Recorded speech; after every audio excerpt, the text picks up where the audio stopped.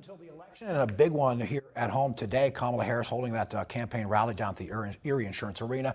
Mercyhurst University senior political analyst Joe Morris here, as he always is on Mondays, to help us break down the latest with the election. Good morning, Joe. Thanks for stopping by. Good morning. First off, let's talk about Kamala Harris's rally here in Erie. We've been talking about, will she come here? When will she come here? Now the day has arrived. How significant is this? Well, it's important for residents of Erie County and Pennsylvania in general. What we've seen in the last few weeks is campaigns beginning to shift their focus from persuading voters. They're still doing that, but the intention really is to get people motivated and to turn out their base and to get those volunteers out and active and bringing people to the polls. So what are those issues when you talk about motivating voters to get to the polls, to get out there? Is it an issue-based sort of motivation, or is it the, not let the other guy win sort of motivation? What is it? Well, there's always going to be a discussion of issues to some extent, but what we need to do now is recognize that this election is neck and neck, and it has been for a long time, and both campaigns are realizing that if they're going to win, they have to focus on getting their supporters to the polls.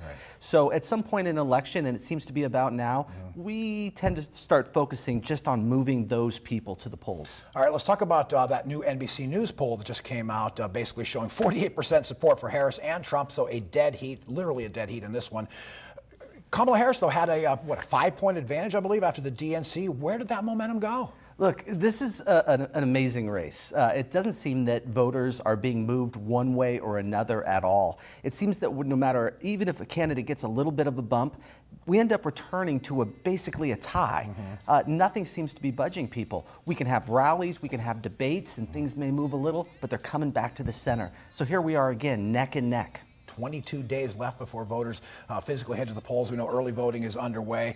Are we going to see Donald Trump or Kamala Harris come back in the next 3 weeks? Although she's still making appearance number 1 tonight, but will we see any more big visits? Well, that's a wonderful question. We have to remember that Erie County is just one of many places the candidates want to visit, particularly those places in swing states that are vital. So candidates are going to be spreading themselves really thin over the next couple of weeks, and the likelihood that they will return is probably slimmer. We're confident in saying that they were going to come, but in the last 3 weeks, they may decide to spend their places where they're needed more. All right, Joe Morris from Mercyhurst University, always helping us break down the election as we get closer to November 5th. We'll count on you to do that again come next Monday. Anytime.